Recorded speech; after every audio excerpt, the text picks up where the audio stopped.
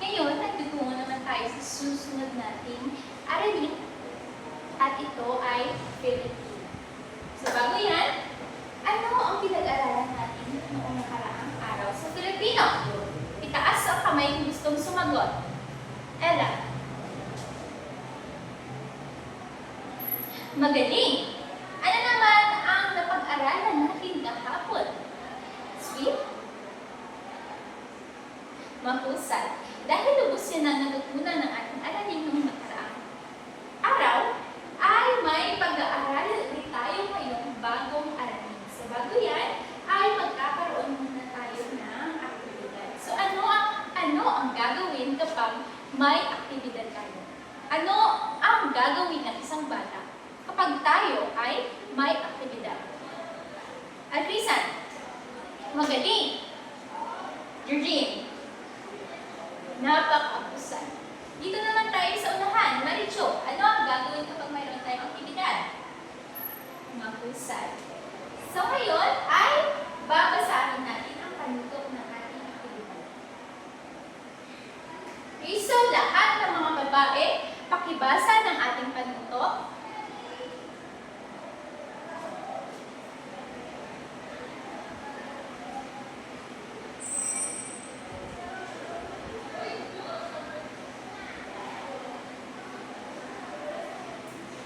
Walang nagaduman na pasaman. Okay, for the start.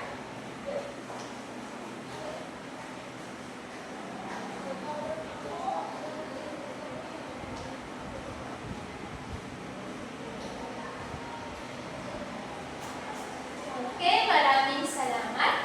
Meron pa ba kayong mga katanungan tungkol sa ating panutok? Wala na. Kung wala na, ay mayroon akong may hatag ko sa inyo nga sobre. Kag sa sulod sini may ara nga puzzle nga ninyo nga i-assemble. So, this will be, ito yung unang grupo at ito yung pangalawang grupo at bibigyan ko rin kayo ng sobre. Ito yung sobre. At ito yung so, huwag mo nang bumusan yung sobre dahil tungan ka mo nga mag-puzzles na, ha? So, ito yung akong tudya na magkabalik ko go-gira ako mag-puzzle. So, 1, 2, 3, go!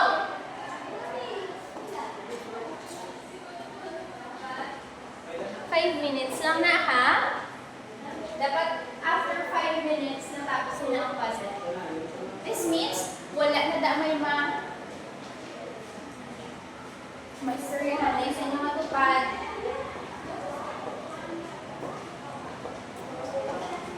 Please cooperate with your group and minimize your voice, everyone. Pakihinaan lamang po yung mga boses dahil yung kabilang grupo ay nag-a-assemble rin ng kanilang puzzle. Naintindihan po ba? Okay, magaling.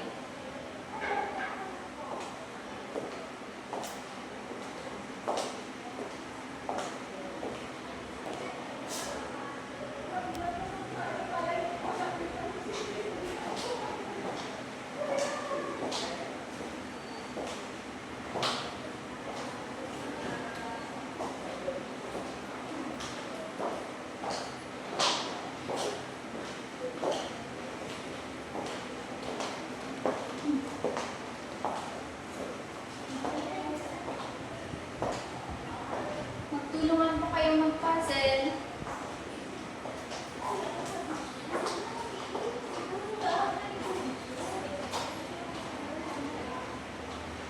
Ella, hayaan mo yung kaggrupo na tumulong sa'yo.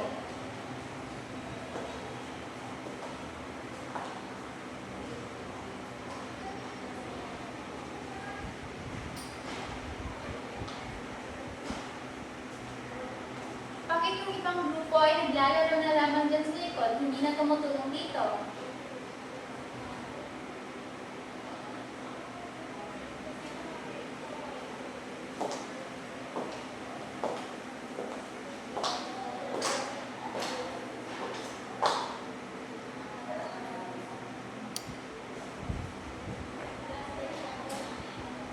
mayroon na lamang kayong 3 minuto sa pagbasa.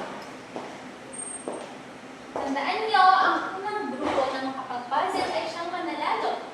At merong reward sa pagkatapos ng klase. Ayaw ba nun? Kaya wag na kayo. Hindi na kamo manghilabot da sa piyak ng grupo. Pag hindi man kamo sagitan ka po, nagpatipasan nyo na ang ihatag sa inyo.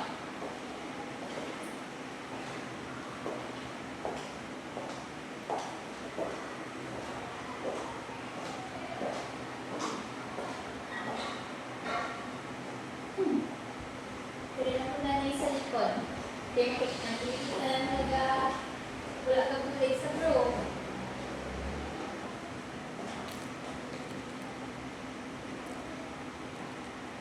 Okay, 2 minutes left. Meron na lamang kayong 2 minuto sa paggawa at pagbuo ng puzzle.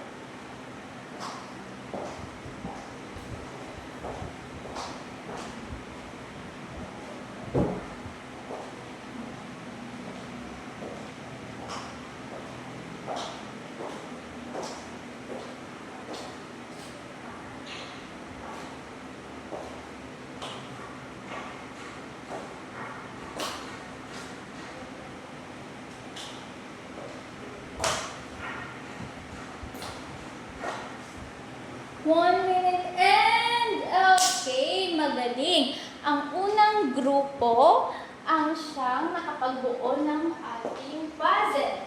So, hintayin muna lang, lapakan natin muna ang unang grupo. Hintayin muna natin unang grupo. Ang anong grupo dahil malapit na silang matapos. Pwede lang ba yun? Okay. Bilisan nyo. Dalawang grupo.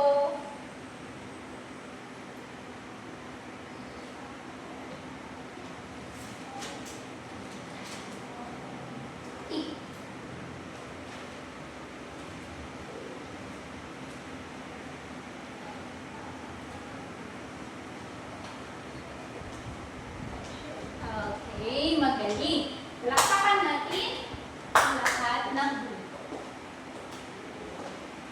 So, batay sa inyong nabuong puzzle, ano-ano ang mga napansin nyo rito?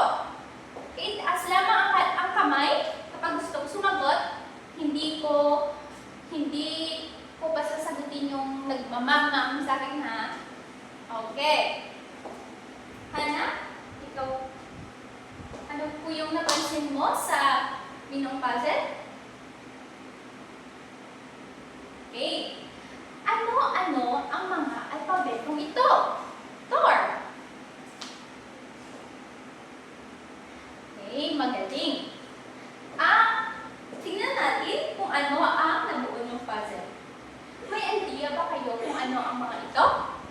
Ito yung mga alpabeto. Siyempre, ngayong araw ay pag-aaralan natin kung paano magsulat ng pakabit-kabit. Okay, so, may idea ba kayo kung paano magsulat ng pakabit-kabit sa alpabeto? Okay lang yan. Dahil ngayong araw ay pag-aaralan natin ito. Pero bago yan, ay mayroon tayong dapat tandaan kapag nagsusulat tayo ng alpabeto sa pakabit-kabit na paraan.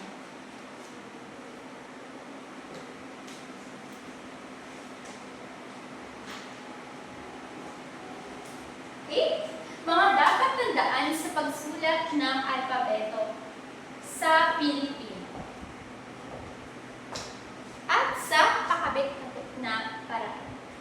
Una,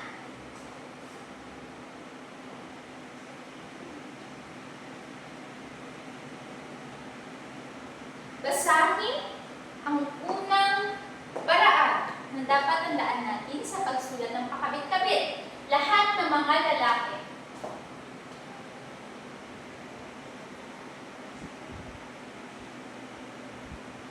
Okay, magaling. Ang una nating paraan ay ang hawakan ng maayos ang lapis. So, patingin nga kung paano kayo humawak ng lapis kapag kayo ay nagsusulat. Diba? Okay. So, isa rito ay ang tamang pagsulat, tamang pag-ayos, at tamang hawak sa lapis. Patingin nga kung paano kayo humawak ng maayos sa lapis.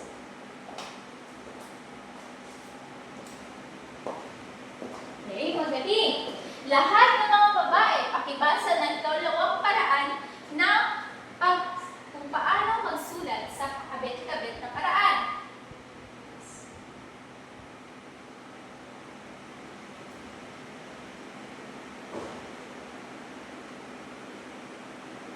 Okay, maraming salamat. Ang dalawang paraan ay ang pag-ayos ng sulat at papel sa desk. Paano kayo mag-ayos sa iyong sulatang papel sa desk? Patingin nga, dapat maayos yung mga lamesa nyo dyan, ha? Dapat wala na akong makita mga kahit ano dyan. Kapag nagsusulat kayo, dapat ang makikita ko lamang riyan ay ang notebook o papel at ang inyong lapis. Ano na daya? Ano pagkaon? Sa inyong mga table yan? Kambal ko. Lapis lang pag, notebook.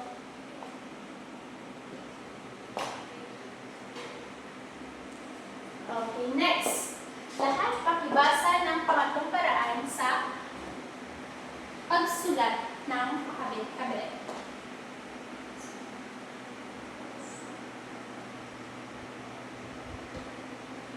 Okay, maraming salamat. Patingin nga kung paano kayo magsulat. Okay lang na hindi pa kabit-kabit kasi hindi nyo pa naman alam yung kung paano magsulat eh. Yung normal na lamang na pagsusulat. Pero tandaan, kapag nagsusulat ay pakaliwa.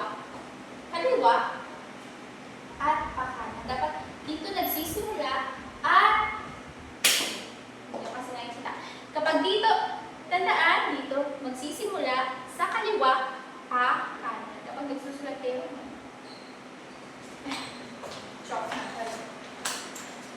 for example, susulat ko yung pangalan ko.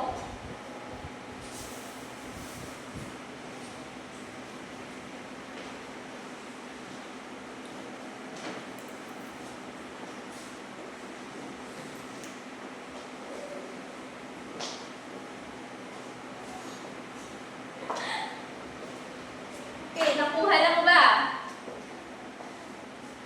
Okay, ako yung magbabasa ng panghuling paraan kung paano magsulat ng pakabit-kabit. Isulat ang mga salita ng may tamang pagitan ng mga letra at ng pantay-pantay sa dukit.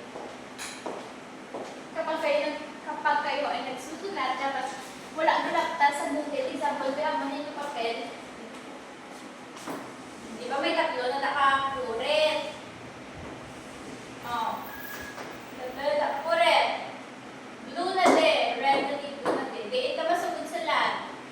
Of course, di ka masugod sa lahat. Hindi nga, di kayo masulat ka ho. Di ka lang masulat. Or di ka masulat ko nga mo. Amunin mo sulat ko. Okay. So, amunin mo nga pagsulat sa example. Sulat ko lang ang pangalan na pero may line na ha.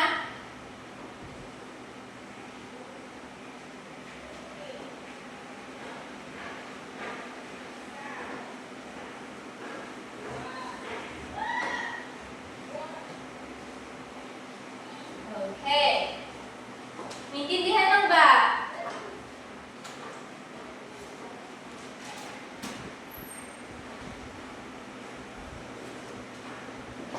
Maintindihan lang ba?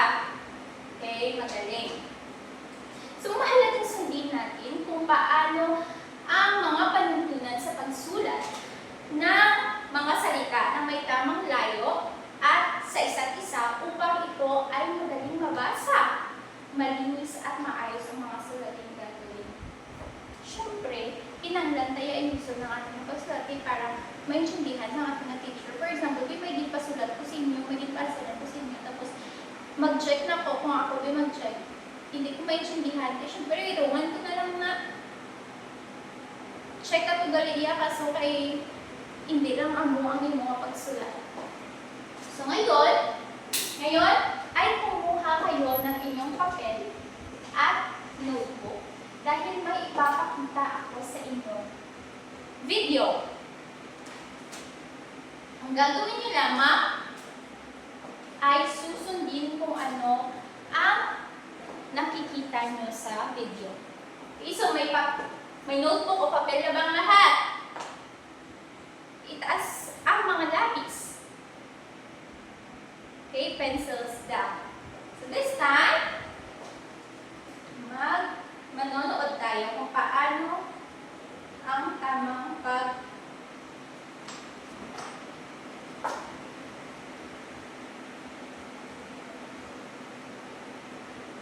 hindi ko parang wait lang ha. Wait lang. Ay. Wait lang po.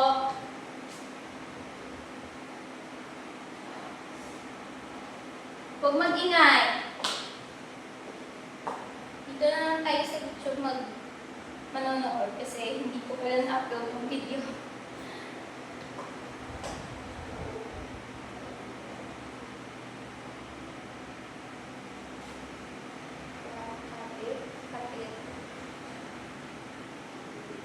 Altrisan, huwag mag-ingay sa likod. Paraan ng pagsulat. Sandali lang po ah.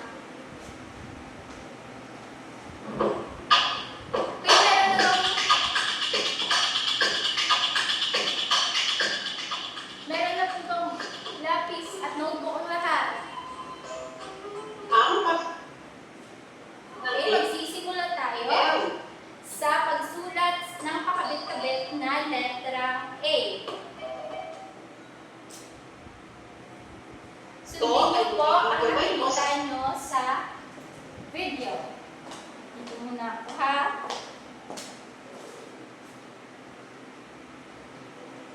Okay. Pagsulat ng mga salita sa mga susunod na mga gawain.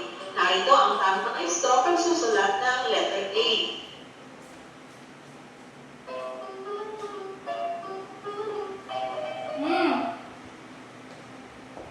Okay, ulit tayo. Kasi napaka-dasig. Ang tamang instruction sa pagsusulat Kadasig. Bakit kadasig? ng letter A. Okay, sundin nyo. Malibot ko ha. Nantawan ko kung sinong gasulat at sinong wala ha. Ang gasulat siya ng matanggap sa star. Letter A.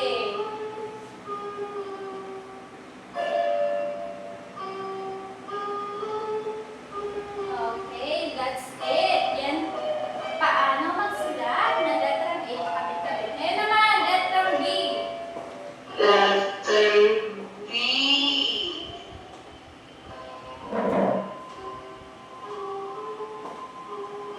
Letter B naman ha.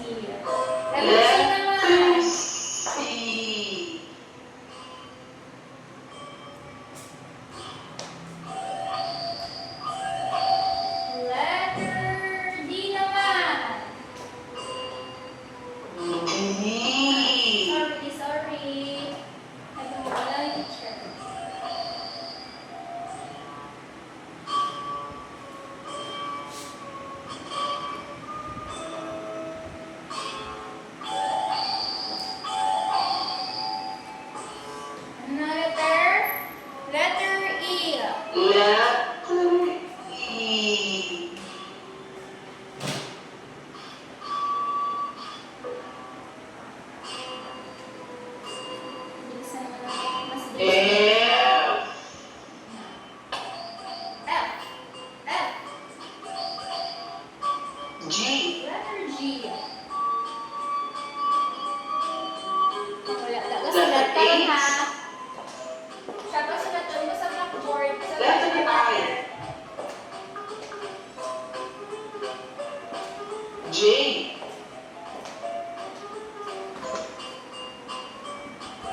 K.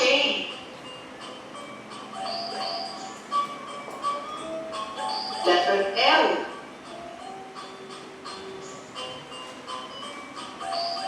M.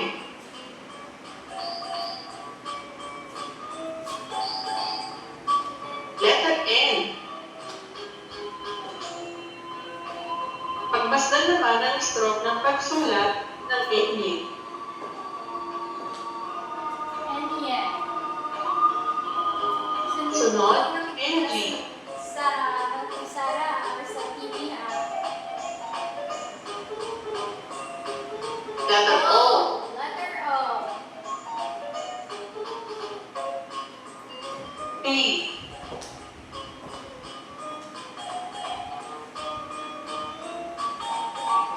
Q.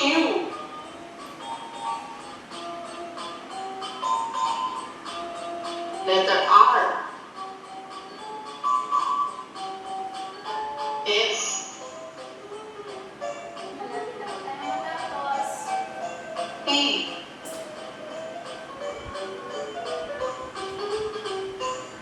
Letter U. V. Rina. W. W. Letter X. Y. Okay. And the last letter. Katabi ito ay Only Z.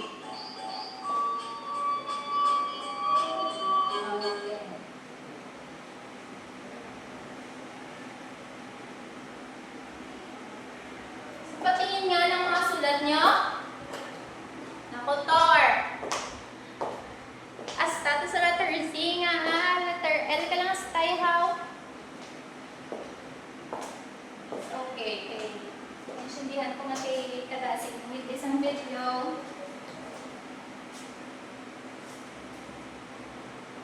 Okay?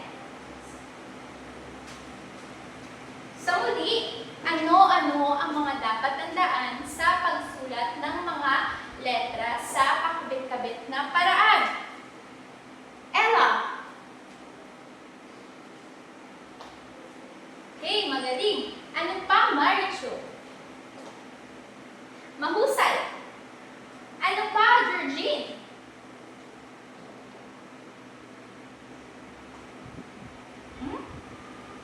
Yun ba yung isa sa mga dapat natandaan kapag sumulat ng pakabit-kabit? Tulungan mo po siya, Tor, sa likod. Kung nakikinig ka ba. Okay, mahusay, Tor. Ano nga ulit yun, Georgine? Magaling. Ang pang-apat at ang panghuling dapat tandaan sa pagsulat ng pakabit-kabit? Ano, Joy? Napakadali. So, bilang mag-aaral, bakit mahalaga na malaman natin ang tama o wastong paraan ng pagsulat ng pakabit-kabit? Sino gusto sumagot? Okay, Ella. Si Ella naman, ha?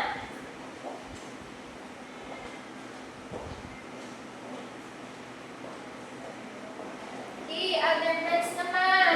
Okay, sa Ella. Ito si Ella. Permission. Ano, how? Answer how? Sa Ella, alam niya kung estudyante? Okay, Georgine. Mahusay. Sa ngayon, dahil lubos na natutunan, o alam kong iba sa inyo ay hindi pa rin alam ang lahat ng pagsulat ng pakabit-kabit, pero syempre may nabalaan. May nabalaan. Ito mo yung kung paano magsulat sa pakabit-kabit. Schedule tayo ng subong, no? Kaya syempre ka-practice pa lang manta. But this time, we will have an activity. So, babasahin natin yung panuto.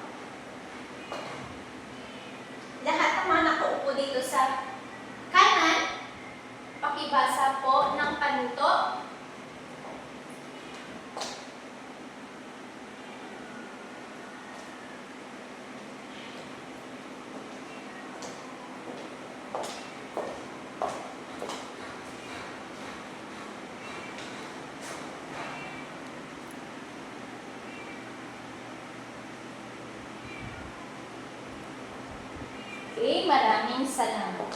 So ngayon ay magkakaroon tayo ng aktibidad. So mayroon ba kayong mga katanungan sa ating panutaw dito? Kung may questions ka, pwede ka makapamangkos mo sa akin.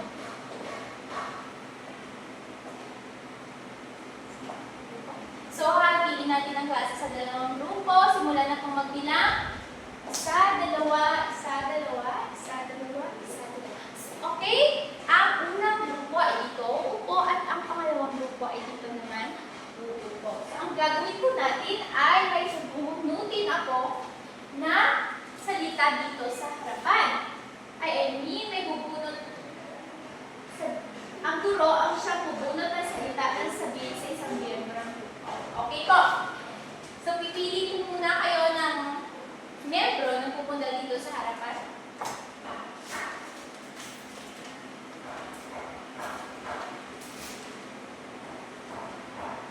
Okay? Ella and Thor.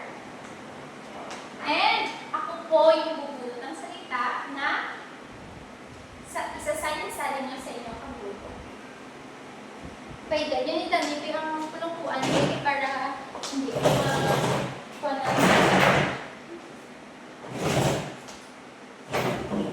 Okay, stand up everyone. Dito yung unang grupo, malayin ka mo one line, and pangalawang grupo dito rin. Okay? Okay, so Trisan and Ella. Naintindihan niyo ba yung mechanics ng game natin? Okay, ito po yung message you made with this. Okay. So, ang unang salita ay ihutik ko na yung sino, tapos ihutik mo man sa inyong mga kagrupo. Sabat mo na yun, mga parang hindi mo patian sa piyok mo ng grupo, ha? Okay.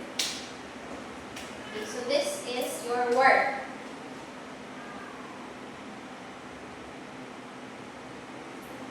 Walang ba? Okay, kapag sabi ko ng handa, sinabi kong simula ay pupunta na kayo sa unang grupo at i-take nyo sa inyong mga grupo, ha? Okay. Handa? Simula!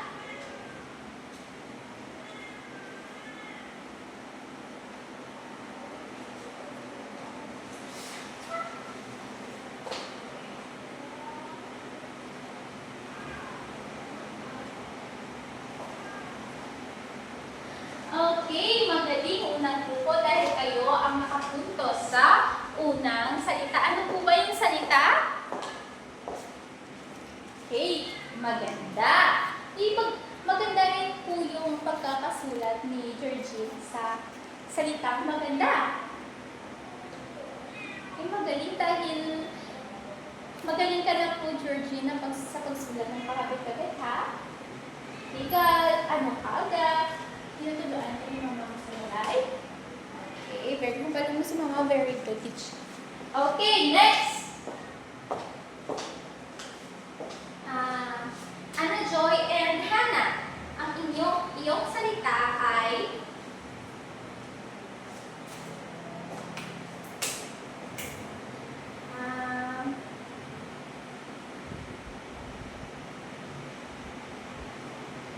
ulit.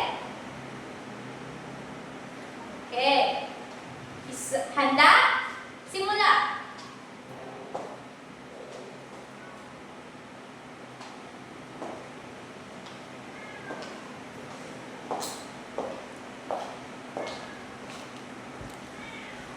Okay, palakpakan natin ang unang grupo dahil sila ang nanalo sa larong ito. Okay, maaari na kayong bumalik sa inyong mga upuan at ang inyong prize ng grupo ay kukunin nyo pagkatapos ng ating klase. Okay? This time ay kumuha kayo ng papel at ng lapis.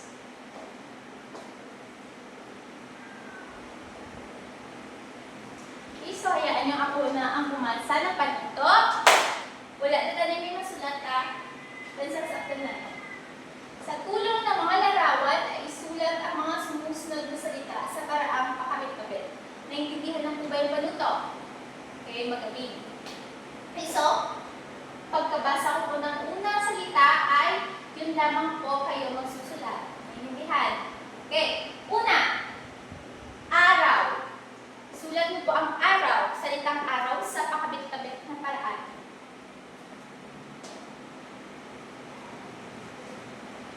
Wait. Hindi na pala pwede ito panunod yan.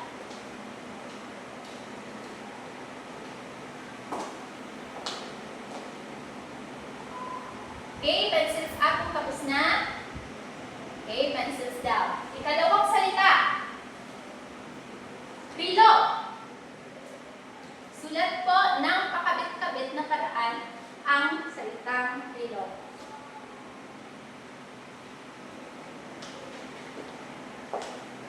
Pabuti sa likod, be. Kung sino din kasulat, be. Kag wala, be.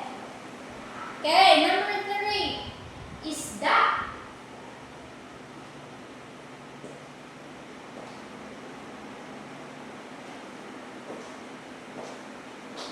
Number 4. Ben. Si Ben.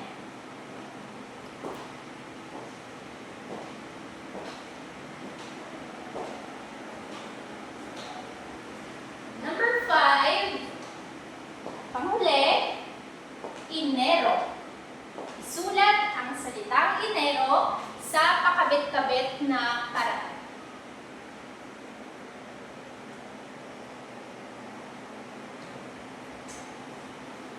Okay, pencils up. Pencils down.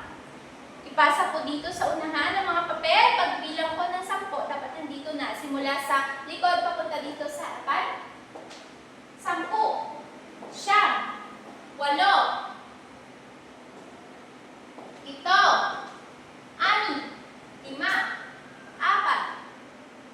4, 3, pangalawa, at 1. Okay, so, ngayon, kuhanin nyo ang inyong assignment notebook at kopyahin ang inyong takdak aralin para bukas.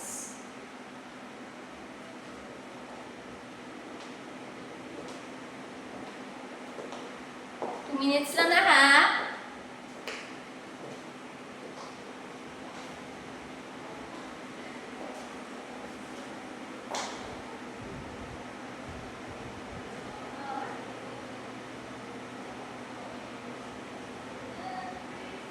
Ano? Babasahin ko ba yung tanong to? Sige. Yung class video po ay nagsasabi na basahin ko muna po yung panungtong ng assignment. Okay. Luto. Sulat ang mga pag-usap sa paraang pakabit-kabit. Okay, may hindi po ba kayo hindi na sa panungtong natin? Okay? I-continue na yung mga pagsulat. 2 minutes lang na. Wala na, may suryahan na isa ito pa.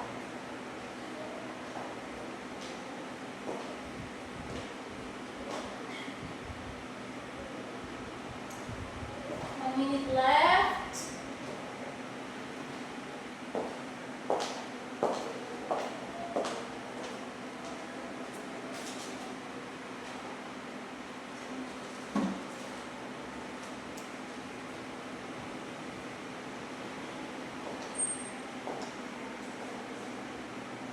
And time's up. Okay, so ibutang na ninyo ang inyong mga notebook sa inyong bag, panghimos na. Nagawa nyo kung may mga basura pa sa inyong dalawang nga mga desk, dalawang sa inyong mga pilupuan, ang himos danay.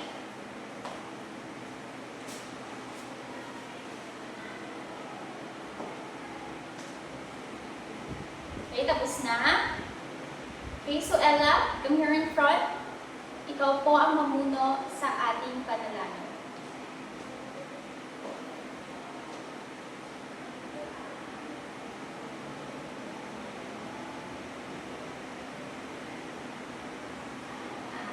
Okay, so maaari na kayong umuwi sa inyong mga bahay or para manyaga.